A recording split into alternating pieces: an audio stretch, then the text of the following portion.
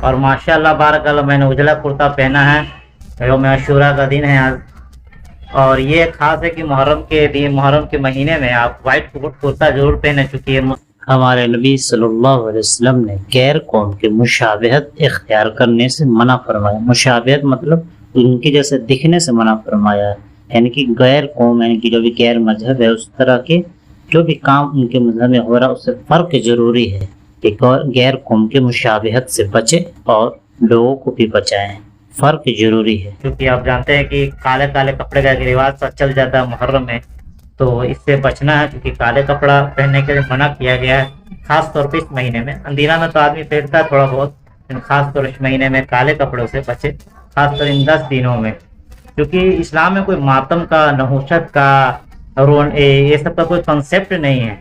اسلام میں ایک سمپل اور کافی اچھا اور زندہ مذہب ہے۔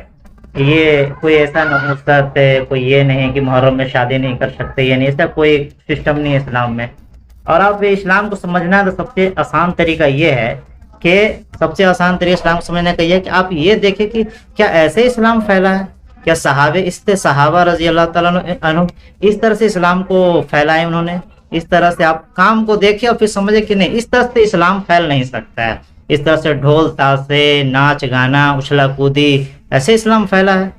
نہیں، ایسے اسلام نہیں پھیلا ہے۔ اسلام تو کافی زبردست طریقے سے پھیلا۔ آپ پڑھیں حیات صحابہ اور بھی طرح طرح کی صحابہ کی زندگی، ہمارے نبی صلی اللہ علیہ وسلم کی زندگی، قرآن میں نبیوں نے کس طرح سے قوم کو تعلیم دی، کس طرح سے قوم کو دعوت دیا، اور بھی طرح طرح کی جو طریقے ہیں دعوت دینے کے، جو قرآن میں ایک طرح سے جتنے بھی نبی کے طریقے بتائے گئے، صحابہ کے طریقے ہیں اس طرح سے، کیا اسی طرح سے ڈھول تاشے، دوڑا دوڑی، اچھلا کودی، چھاتی پیٹنا، کالے کالے کپڑے پہننا، اس طرح سے کیا اس طرح سے اسلام پھیلا؟ اور بھی بہت سارے خرافاتیں ہیں۔ تو خیر میرے کہنے کا مطلب تھا کہ کوئی نحوست کا کنسیپٹ نہیں ہے۔ ہمارے نبی صلی اللہ علیہ وسلم نے فرمایا کہ نوحہ کرنے والے، چھاتی پیٹنے والے، چلا چلا کر رونے والے ہم میں سے نہیں ہیں، ہمارے نبی صلی اللہ علیہ وسلم نے فرمایا، ایک دم صحیح حدیث میں یہ۔ تو اس طرح سے چیزوں سے بچے۔ اور جہاں تک بات ہے کہ ماتم کا، تو ماتم میں جو میت ہوتی ہے اس میں 3 دن ماتم ہے زیادہ سے زیادہ، یا پھر عورت کا اس کا عدت ہے، وہاں تک اس کا ماتم ہے۔ اور یہ کہ جنرلی کیا بولتے ہیں اس کو، ہاں، اور جو ہمارے جو شہادت جن کو ملتی ہے، شہیدوں کو تو اللہ تعالیٰ نے زندہ کہا ہے قرآن میں، ان کو رزق دیا جاتا ہے، تو آپ زندہ لوگوں پہ کیسا ماتم کر رہے ہو؟ تو یہ غلط کنسیپٹ ہے۔ تو خیر اللہ کرم سے الحمدللہ وائٹ کپڑا میں نے پہنا، اور امید ہے کہ اللہ کرے کہ تمام مسلمان مشابہت کرنے سے بچے، جیسے کہ بہت ساری چیزیں مشابہت کرنے کی۔ اب جیسے کہ اللہ تعالیٰ نے آپ کو کالے بال دیے ہیں، تو آپ بال کو انگریز کی طرح کروا لیں، یعنی کہ انگریز کی طرح دکھنے کے لیے۔ تو یہ آپ نے اندازہ لگایا، مطلب عبادت میں فرق کرنے کے لیے کہا ہے۔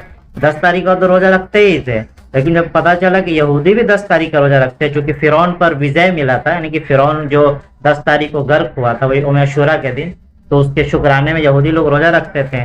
تو نبی کریم صلی اللہ علیہ وسلم بھی، اور چونکہ رمضان کے روزے سے پہلے 10 تاریخ کا بھی روزہ فرض تھا، تو اس کے بعد جب رمضان کے روزہ آئے تو محرم کا روزہ کمپلیٹ ہو گیا، ختم ہو گیا، تو یہ نفلی عبادت میں ہو گیا۔ تو یہ 10 تاریخ کا روزہ جب یہودی بھی رکھتے تو صلی اللہ علیہ وسلم بولے کرے، تو انہوں نے اور بھی ایکسٹرا روزے کو جوڑنے کے لیے بولا 9 10 یا 10 11 9 10 11 جیسے بھی رکھ سکتے ہیں، یہ بس 10 کا ضرور رکھیں بس خاص طور پہ۔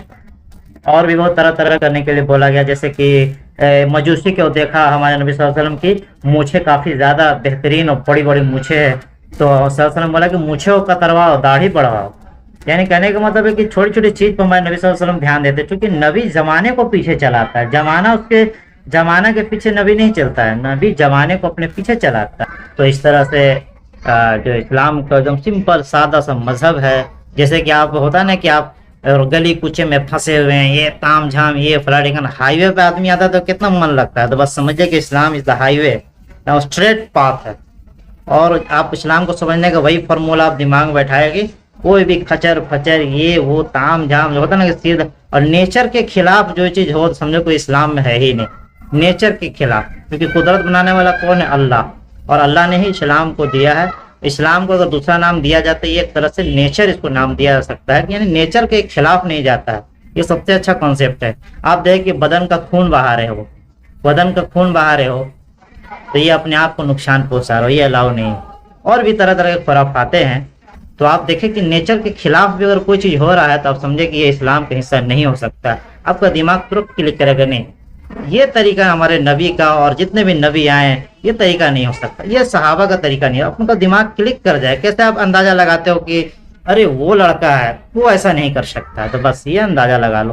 جیسے کلاس میں کوئی ٹاپر ہوتا ہے, کوئی اسٹوڈنٹ ہوتا ہے, آدمی بولتا ہے کہ وہ اتنا کم نمبر نہیں لا سکتا, اس طرح کا اندازہ لگاتے ہو آپ.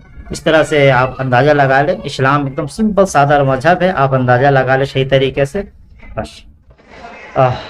یا اللہ, انشاءاللہ امید ہے کہ عصر میں شیطان کو مات دیا جائے گا. اللہ تعالیٰ مجھے ہمت اور حوصلہ دے, چونکہ شیطان کے بارے میں اللہ نے فرمایا کہ شیطان تمہارا کھلا دشمن ہے. کھلا دشمن کا مطلب کیا ہے کہ ایسا نہیں کہ آپ اس کو ہرا دے, بھاگ دے, کچھ پل کے لیے آپ جب اللہ کا ذکر کریں گے تو دور بھاگ جائے گا, لیکن اس میں بھی وسوسہ ڈالتا ہے, یعنی کہ وہ کنٹینیو آپ کے ساتھ رہتا ہے. آپ کو کنٹینیو سے فائٹ کرنا پڑے گا 24 گھنٹے زندگی بھر جب تک ہے. اور نفس سے, نفس کیا ہے؟ نفس ایک عادت کا نام ہے. نفس عادت کا نام ہے کہ جس طرح سے اس کو پرورش دیتے ہیں اس طرح سے وہ پریشان, اس طرح سے آپ کو وہ پریشان کرتا ہے. اور نفس اندر کا جیسا آپ عادت دیں گے ویسا ہی وہ مضبوط ہوتا جاتا ہے, اور شیطان کو اسی حساب سے حملہ کرنے کے لیے وہ ایک طرح سے فیلڈ تیار کر دیتا ہے. تو خیر گرمی لگ رہی بہت زیادہ.